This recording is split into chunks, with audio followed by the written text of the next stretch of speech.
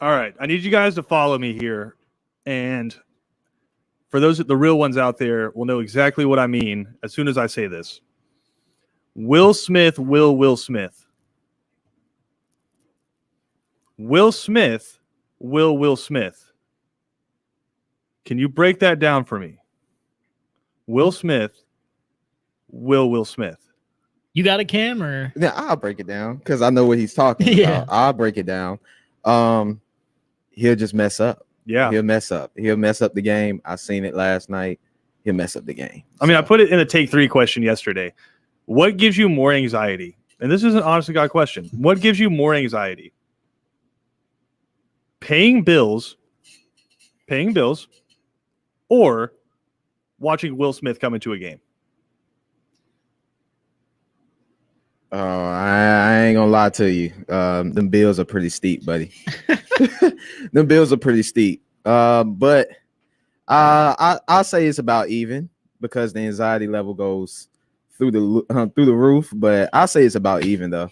Listen, if I say it's Will Smith because I can control paying the bills. Mm-hmm. Sure, you know when it's coming. Okay. Like I for the most part, I mean, Kevin's back there. This could change any given moment if he decides that he's tired of me. But I know how much money is going to hit my bank account twice a month, and I know what bills are coming in for the most part. And you get the unexpected ones, but I can control that. Yeah, I can control paying the bills.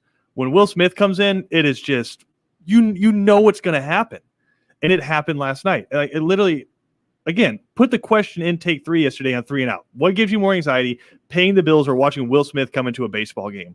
And they were all like, paying the bills because without paying the bills, I can't watch Will Smith come into baseball games. Like, get out of here. Sound like some boomers to me. Yeah, they do sound like some They boomers must not know what auto pay is. Because, Exactly. I mean, that's my thing. I got all my Direct stuff set up deposit, on dog. auto pay, direct deposit. Like, because I'm a forgetful person, I'll forget about it. That's like a slippery slope. Yeah, it is. No, the auto pay is a slippery slope because what happens when you stop using that service, you just forget about it, and you're like, oh, it's $5.99 a month. Yeah, and you it's just fine. forget Don't worry about it. about it. Well, then there's 10 of those.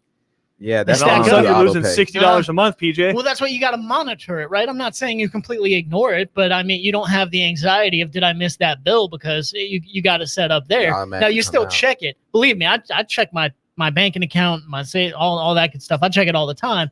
But I don't know. Do you guys like when you were younger, or maybe it's still the case? I don't know. Do you ever like have so much anxiety about your bank account that you were like, I'm not going to look until I get That's paid? me now.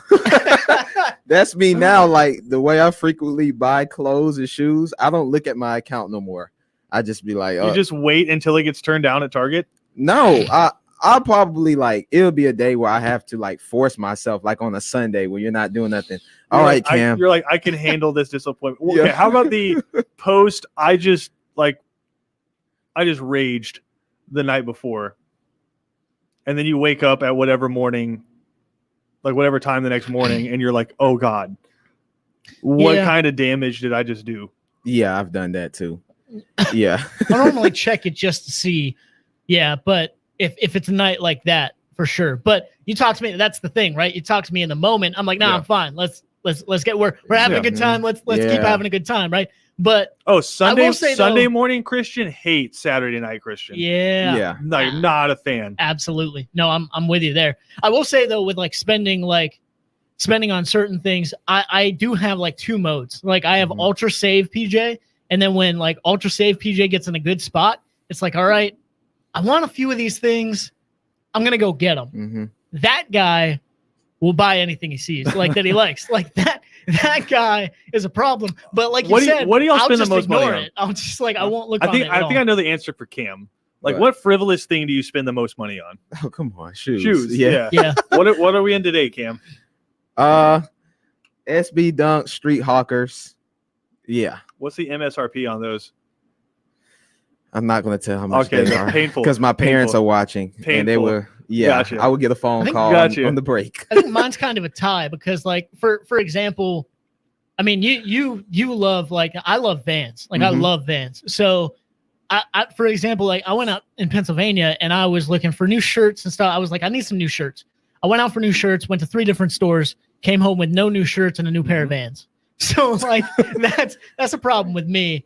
I'd say the other thing is this. I don't know if this counts, but like hangouts with friends. Like, if I go out with friends, like I said, if I go out with friends and we're having a good time and it involves more money, I'm always the one that's just like, yeah, let's do it. Yep. Like I'm out here, we're having fun, let's do it. I'll worry about. I'll work some extra hours later, or like mow someone's lawn. Let's figure it out and let's keep having fun. You know? Do y'all want to guess what it is for me? You guys know me fairly well. Coffee. Nah, I'm pretty good at I'm going to consume coffee every morning, so I'm pretty good at just buying it and getting it here. Like every now and then I go get an iced coffee, but for the most part I just consume at the office. I would just say food. That's about it. I don't. Yeah. Food. Yeah. I will walk through a mall for 2 hours and go into multiple stores and not buy a thing and be completely fine with that. Like you guys see how I dress. I'm in a t-shirt and just athletic shorts right now with the Birkenstock flip-flops on. Like if I had to get a real job, I'd have to like completely flip my wardrobe out because it's bad. I don't own a pair of jeans right now. Really? Like, well, number one, it's 100 degrees where we live for 75% of the year. Totally agreed there. Like, it's hot. Like, so like here. I only wear jeans really in the winter or like if I have like a formal function to go to. But like there is a hole in the jeans in the spot that a lot of guys get a hole in their jeans. Right. And so I just haven't gone to buy a new pair because I haven't needed a pair of jeans. Yeah. So like, and I am very much I'll take that back. I own pairs of jeans, but they're not jeans I'll wear.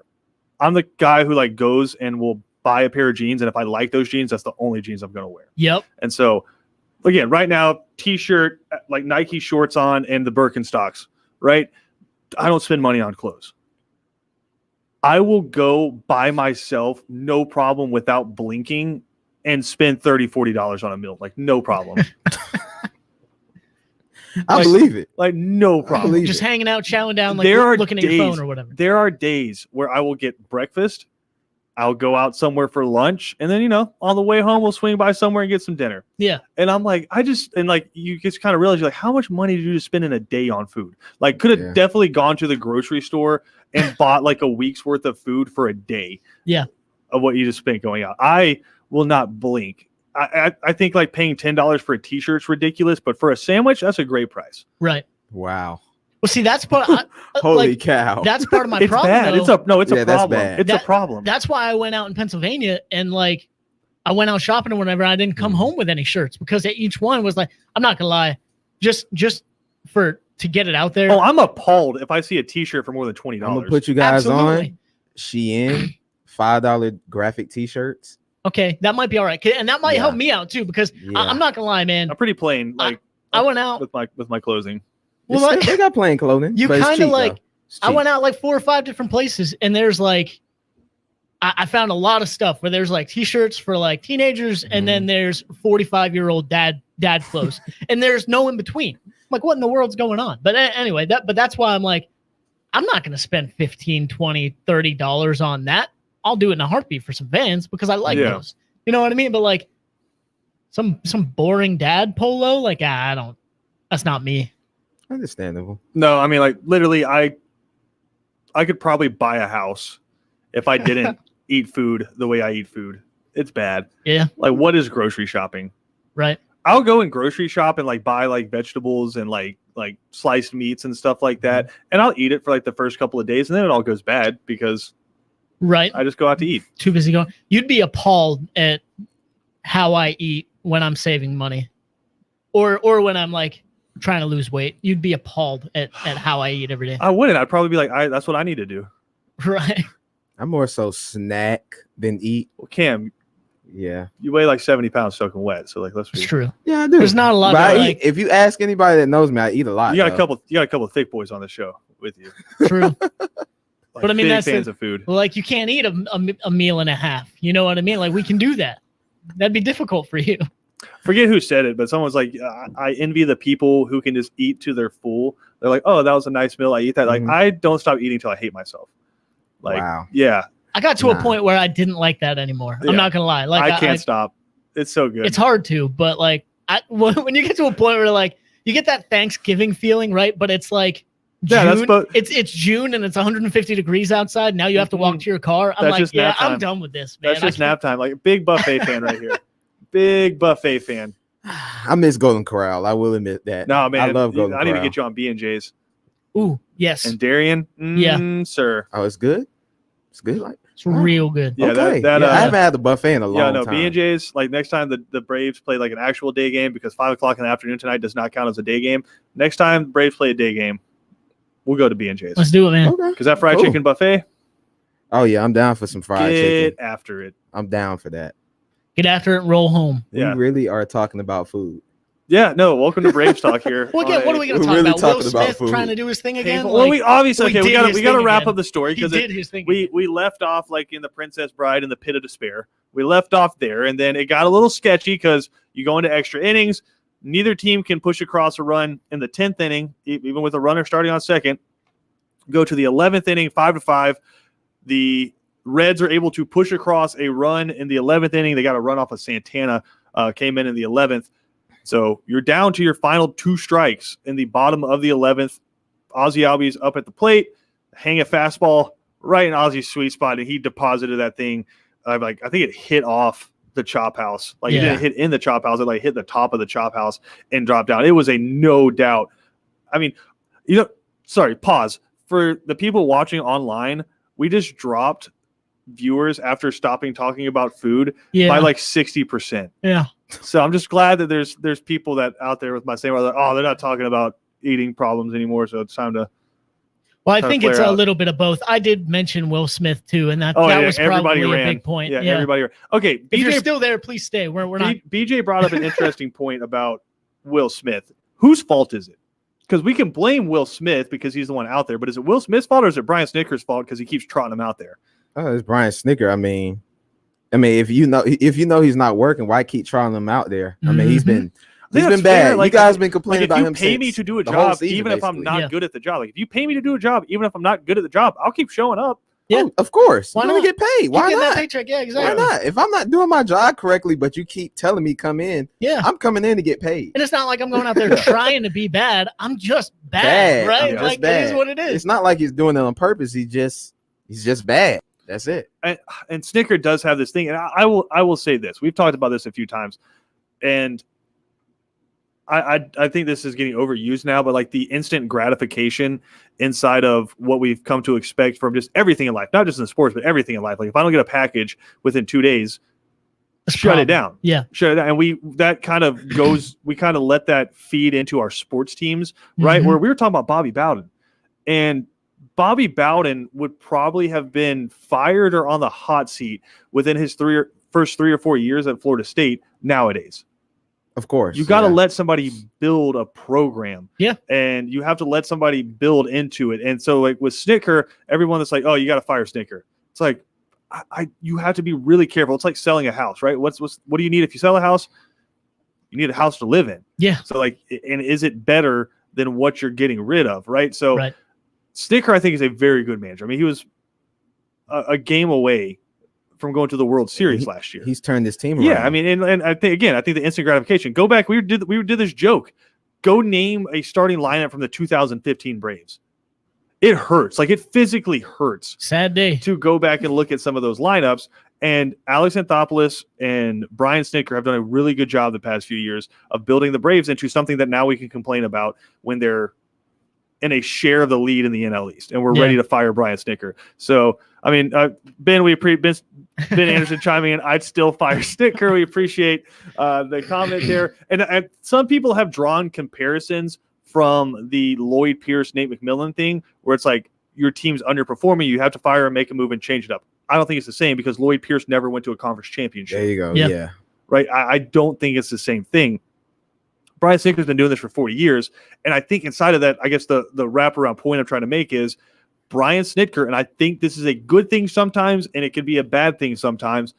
He is overly loyal. Yep. And let's do it like in a really small scale. Brian Snicker still has the feeling where I have to let my pitcher go 5 if he's still in the game, even if clearly they're starting to see him better and starting to hit him well going into the 5th, because I want to let my pitcher have a chance to get the win. Yeah. Mm. It's gone sideways on the Braves a few times this year. With Austin Riley, raise your hands in the car right now. If you in the past year and a half, at some point, we're saying we got to get a third baseman. Austin Riley ain't it. Right. When he was hitting 220, and he did a home run every now and then, or when he came up initially and he smacked a bunch of home runs, I think like 10 in a month, he smacked a bunch of home runs, and then he couldn't hit a curveball. And everyone's like, well, it ain't him. Snickers stuck with him. Yeah. And now he's one of the top 3 or 4 third basemen in baseball, like period in baseball. Look at the stats. I'm not joking. He has the best batting average on the team right now. And so I think sticking it out works sometimes. And I think we actually need to be way more open to it than we typically are. But also in the very immediate span of games that is bullpen pitching, and as crucial as a closer is. Yeah. Like if it's just a guy who's a middle relief guy and he gets roughed up every now and then, you're going to try to let him figure out. I think that's okay. Agreed. I think it's the guy who's in the 6th, 7th inning, but the guy you're bringing in the 9th inning where there is no room to fix it. He has to close it or the game's over. I don't think you can play with that. And I would be very disappointed if we see Will Smith come out the next time. Yeah. I don't know how y'all feel about that, but I just think of the immediacy of the closer. You need a guy that you can put in and forget about. Obviously no one's going to be Mariano Rivera, right? And even Mariano Rivera would give one up every now and then. Yeah, there's moments, yeah. But it took, you better be on your P's and Q's if you're going to get one off of Mariano Rivera. He's not just going to hang a 93-mile-an-hour fastball over the middle to Joey Votto. It was one of the best fastball hitters in baseball. And he was hot last night, too. Yeah, and watch Joey Votto just absolutely demolish a baseball. Right. Yeah, right? I already hit the 2-run home run in the earlier parts of the game. Joey Votto's one of the best players in baseball. Yeah. But you just can't do that there. And the one guy on your team you have to be able to count on is your closer to come in and just forget about it. Yep. And like you said, with the immediacy of the situation, with sometimes the decision is made by the situation you're in the standings and the race you're in and things like that. Like there needs to be a lot more pressure and importance on this situation and decision because of where the Braves are at right now. And you can't just look back and say, well, they worked themselves out of it. The Braves, we were able to go out and get some wins. Yeah. Maybe he'll be better next time, and he won't be the reason why we almost lose. You can't do that because the more you play with fire, the worse you're going to get burnt when you get burnt. Yeah. So at the end of this needs to happen now. It has needed to happen, I think, and you're just seeing example after example after example. And I'm with you most of the time. Like you said, no, I'm with you most of the time with the fact that we need to stick things out and be a little bit more loyal to people. Every NASCAR, I think people shift from drivers way too quickly. Quarterbacks aren't given enough time in the NFL or even college football anymore. Yeah, how many times do we see a quarterback on a second team really start to develop? Like, I think we'll see that from Sam Darnold this year. Yep. And then I'm sorry, we gotta go to break, but but we see it with NFL coaches too. I've talked about this ad nauseum. So many times it's the second job for a head coach. Who's the best head coach in the history of football or history of the NFL? Bill Belichick. It was his second job, second head coaching job in the NFL where he really took off. I think I just don't think we're patient enough with guys a lot, athletes a lot, with coaches a lot. You have to be patient.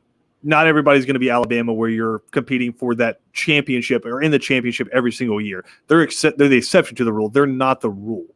You need to be more patient. And kind of going off that vein, Ben Anderson, right back in, he said, comparing Brian Snicker, he said, he's Mark Jackson. We need Steve Kerr. Well, there has to be a Steve Kerr out there.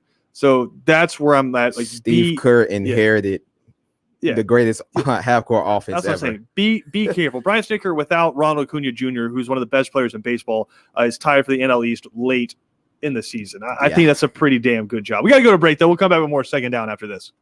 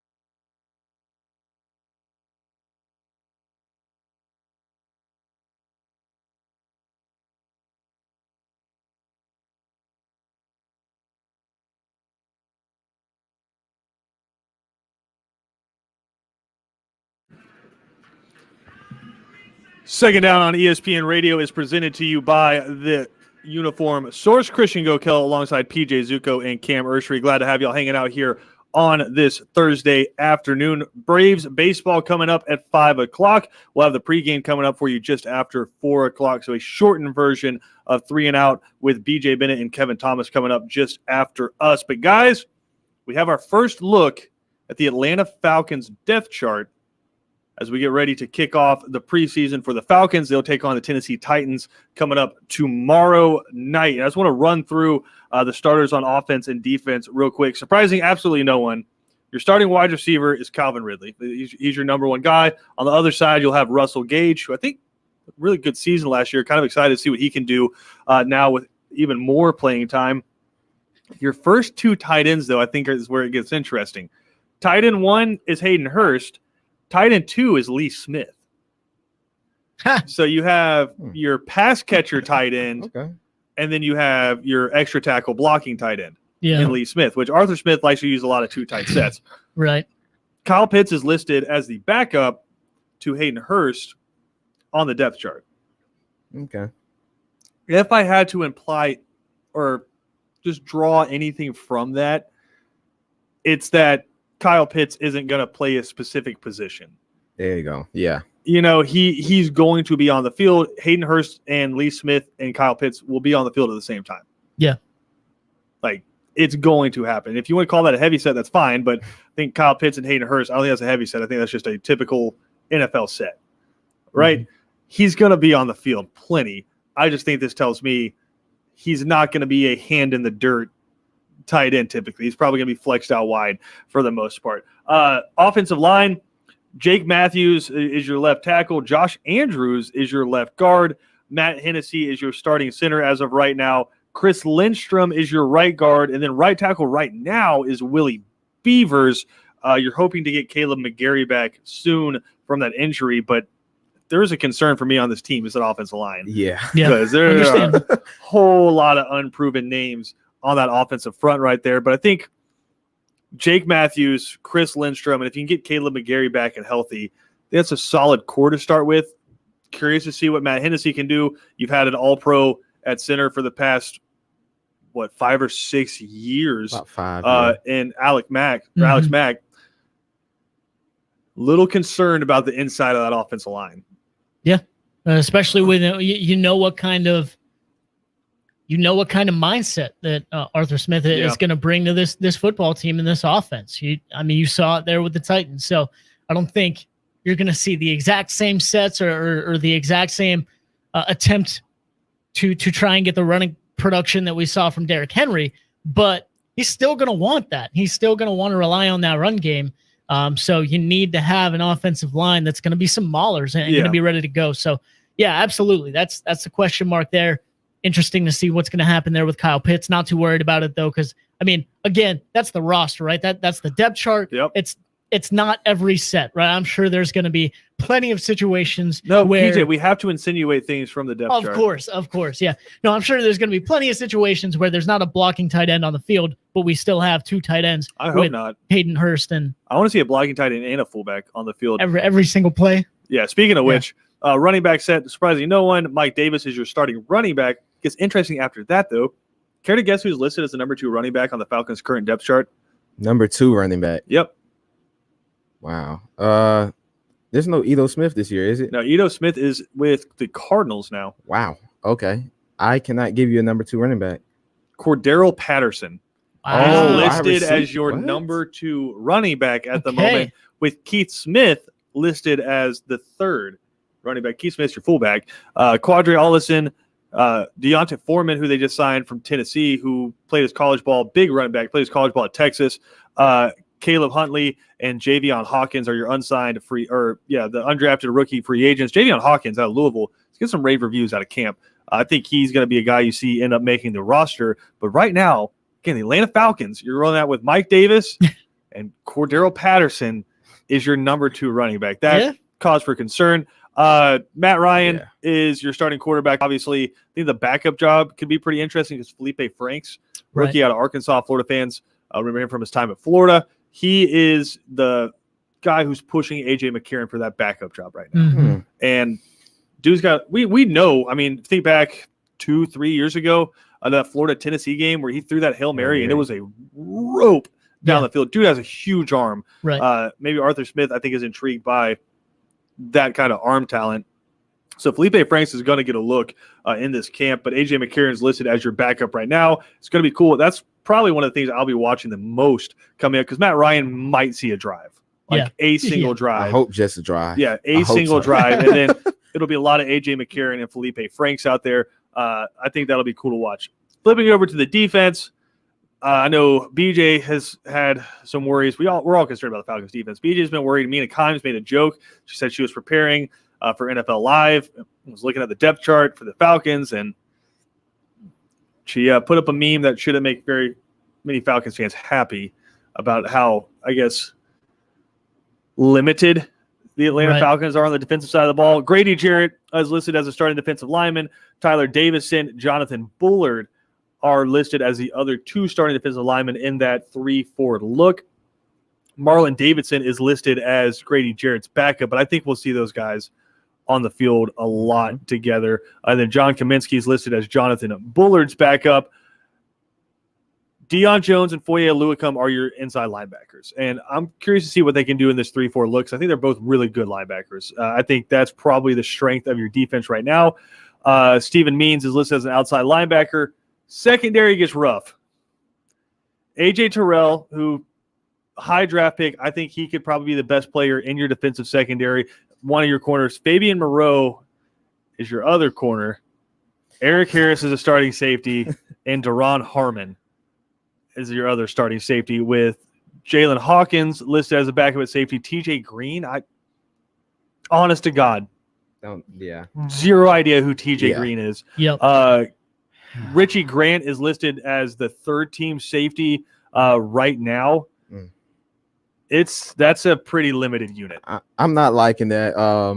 But I mean, it can't get no worse than what we've been the past couple of years because I mean, we've been historically bad. It can always get worse. We've been bad. I mean, I'd be careful saying that about a records are broken every year, man. But I mean, like I said, I like AJ Terrell though. You know, I like him. I mean, he went out and competed against those number ones, but he can't cover everybody. He didn't cover everybody. No, but I mean, he put up. It was a decent rookie campaign. It wasn't too bad, but it's a lot of guys, like you said, we don't even know. So as a Falcons fan, you're always worried about the defense every year, and this year I'm even more worried because usually it's guys that I know. This year, I didn't even know nobody in the secondary. Falcons have a reserve safety named Dwayne Johnson. Wow. Okay. That's just perfect. Richie Grant's third string. Jalen Hawkins was supposed to be making that next step to be the first string when we let go of Jalen Hawkins is listed as a backup right now. Wow. Yep. Okay. Delrick Abrams? Nah, not a clue. Nothing? George Obina? Not a clue. With all due respect, not a clue, though. Pretty sparse. Yeah. I mean, we'll see what happens. And that's the frustration right now, right? And that's where you know you need to get better. And, you know, what we're looking for in 2021, if you're a Falcons fan, is for so many years, it was the pass rush, right? Like the Falcons need to put pressure on the passer. And that's still a thing. Well, it is, but you rattle off the defensive line and the linebackers. Things have not gotten better and worse at another spot. It's just gotten worse. It's just gotten worse in the secondary. Like that's kind of my grand point is like, still not great with the pass rushers. We're just worse in the secondary. Yeah. So like that's where the focus is now. And that's very kind of disheartening, and we'll see what happens there. Hey, you never know, man. Maybe 3 or 4 of these guys will come out. We don't know their names now. Tom Brady in our division. Listen, bro, you don't worry about those 2 games. Worry about the other 15 games. That's where you got to make your bread and butter. Like, because those 2 games, don't even worry about those. Those games don't exist. That's fine. This is a really good year for the Falcons if the NFL just like shifts back to a run-first league. That'd be awesome. Would it be? Because your second running back is Cordero Patterson. For everybody else, not the Falcons. Oh, so the Falcons are the only ones. It's rough. Week 2, we go to Tampa. Have fun. Y'all better start scoring points. Like that's all I'm saying absolutely. But that hasn't even been the issue. No, it has been the issue. You've been able to put up yards. If they awarded points like fantasy, like per yard, you'd be great. Falcons can't score points. No. Has been the problem. It's points. Red zone. It's points at the right time. too. Like not True. just lighting up the scoreboard in the first half, Yeah. but being able to complete drives and finish games in the You fourth know, quarter too. you give up 15 points in like 3 minutes against Dallas. Yeah. Yeah, Stuff like that. Or it's been able to pick up a third down when you just need to stay on the field and keep their offense off the field. Like you haven't been able to do or that. you recover on onside kick. So I keep hearing that. I keep hearing. I keep hearing. Oh, the Falcons' offense has been the problem. The Falcons' offense has been great. Were a lot of games where the Falcons did not score very many points. Yeah. Like what? Can't do it this you year. lost to the Chiefs. What? 17 to 14. Yeah. True. Like you were the first team since Patrick Mahomes had been put in as the starter against the Chiefs to hold them to less than 20 points. 20 points, yeah. And AJ Terrell dropped that interception in the end zone. Mm-hmm. Yeah, a lot of things go wrong. So you scored 14 points. 14. Exactly. And the Chiefs' defense isn't all that great. They're decent middle of the pack, but they're not all that great. I think more Falcons fans out there, like top of their mind, can name more Chiefs defenders than they can Atlanta Falcons defenders. Yeah, and that's rough. That's bad. That's a problem. Yeah, that is bad. But see, the rich keep getting richer because the Chiefs added a couple guys that just had me shaking my head. Number one, they got Jaron Reed from Seattle, who was, I think he was an All-American in his time in Alabama. I know he was All-SEC, but he played alongside Ashawn Robinson, and dude was a nasty defensive tackle, was a really good player in Seattle. Now he's going to be a defensive lineman next to Chris Jones for the Chiefs. Oh, and then by the way, DeAndre Baker gets into legal issues with the New York Giants. They released him. All charges dropped against him. Who does he sign with? The Kansas City Chiefs. You didn't tell me that. Yeah, so now the Kansas City Chiefs just added a Jim Thorpe award-winning corner who's on a rookie deal. Jealous. On a rookie deal to their secondary. Yeah. How in the hell do the Falcons not sign him? Right. Whoa. Well, DeAndre Baker's on the Chiefs? Yes. Well, it's simple, man. You're looking for two places, right? It's a lot like recruiting right now, right? You're trying to go to Alabama or Clemson, most you're likely. Going to Tampa or Kansas City. Most likely, right now, you're going to Tampa or Kansas City. But I didn't know that though. DeAndre Baker's the real deal. Yeah. I did not know that. Yeah. Wow. We'll see how and it now works he's out, playing for. I don't know if I remember right. He had an all right first season, right? Like. Yeah, I mean, but he's playing for the Giants. Yeah. So, I mean, well, he didn't have an all right first season. He didn't really get to have a season because they had the charges that came with. I think it was armed robbery charges. Yeah. That came up against him, and then all the charges ended up being dropped because I think some of the stories started changing and some of the witnesses started changing. So those charges got dropped, but by then the Giants had already dropped him. Yeah. Dang, and so you go from being a first round pick to getting picked up by the Kansas City Chiefs. I call it a win-win for DeAndre Baker. I mean, you got out of a pretty terrible. Like Joe Judge, he'd be running laps with Joe Judge screaming at him right now, like they were doing to all the other Giants. So now he's hanging out with Patrick Mahomes. I think DeAndre Baker ended up all right. Yeah, he's all right, and he's making millions. Any person that's making millions is all right. Trade it up, man. Daniel Jones to Pat Mahomes. Yeah, I think that's a trade up. I think that's a pretty good trade up. I think that's an all right trade up. I would love for my boy Saquon to have something like that, but instead he's just starting to get. He's just starting the free Saquon train. He's just getting that ACL ready to carry the team again this year before he gets hurt. You're starting that free Saquon train, PJ. How I know we got to go to break, but just like in your heart of hearts, in terms of wishes, how high up on the list is Saquon Barkley in a Pittsburgh Steelers uniform? In a Steelers uniform, insane. It's like number -3. Like it's up there. It's man. above one. It's above like I want to have a birth of a child. Yeah, it's no Najee. It's up there for sure. Najee's great, but if I can have Saquon, I love the Najee pick for sure. But if I can have Saquon, yeah. But are you trading? Are you trading your next first round pick and Najee Harris for Saquon in a heartbeat? Yeah, for me, of course. He's ready to leverage that franchise. It's right now. Lion, man. That's a Penn State guy. But at the same time, it's like if that's -3, like -2 is just Saquon getting the heck out of New York.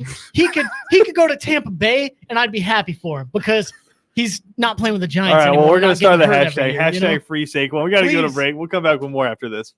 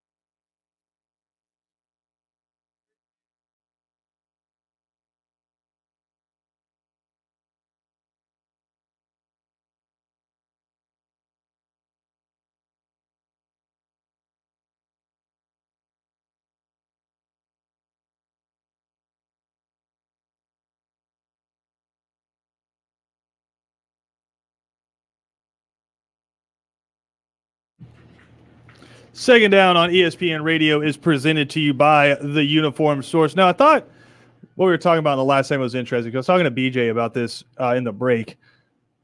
Why do teams overthink the draft so much or signing free agents so much? Like, how many G5 – I'm not taking anything away from G5 schools, but, like, how many G5 players did the Falcons draft this year? I'm just going to say it.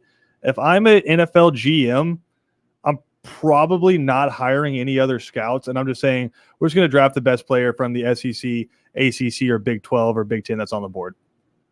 You're not going to go wrong a lot of times. I'm literally just going to use like ESPN Plus and Mel Kiper's rankings.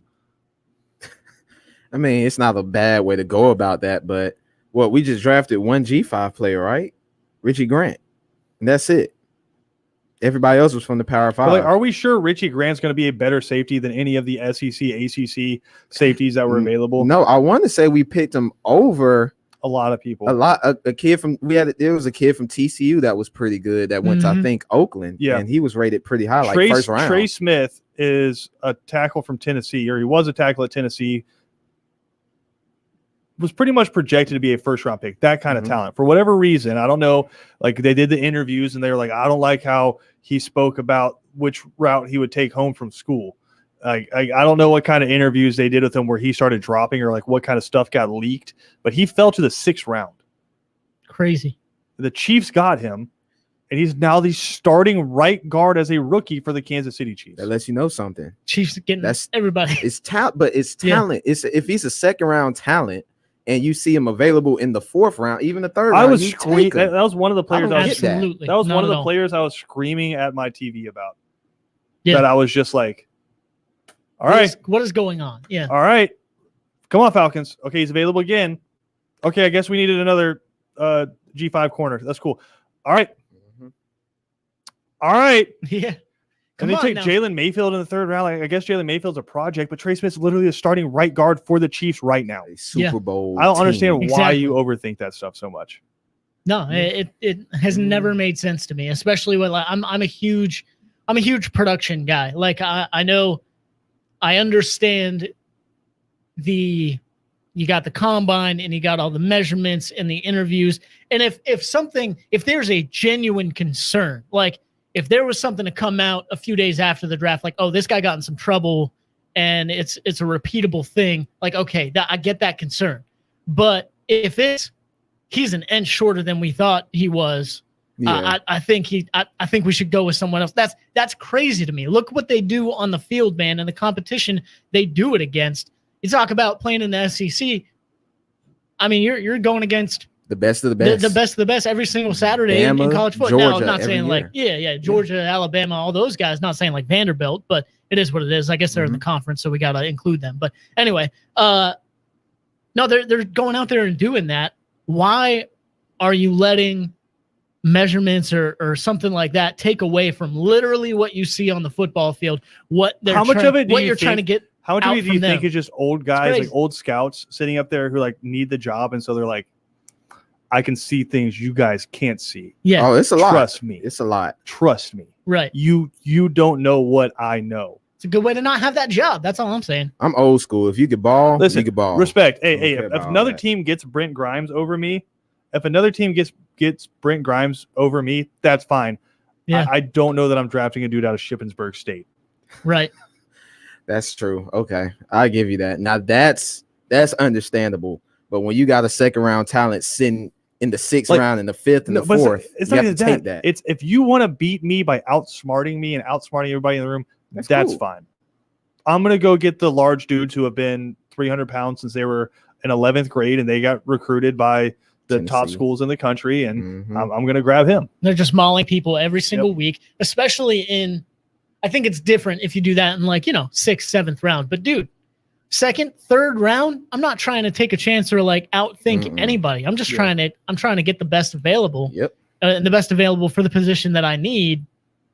And you know what? That's what the later rounds / free agency is for, with the guys that fall out of the draft. That's a gamble. Yeah, they're gambles. That's it. That's just how I see it, man. You 1st, 3rd round, you gotta get the surefire thing. I go with SEC, first, and then I look at all the other conferences second. I'm like, okay, what can I get? These guys playing Bama, Georgia, Florida, year in and year out for 4 straight years, 3 straight years. You got to take the best available. So that's what I would do. I guess you could argue that you got to be confident in your coaches and in your development or whatever, but I think the same thing. I know what you mean about the SEC. I'd just say Power 5 in general, like Big Ten, like Big 10, Big 12, SEC. I'd look at those guys first, of course.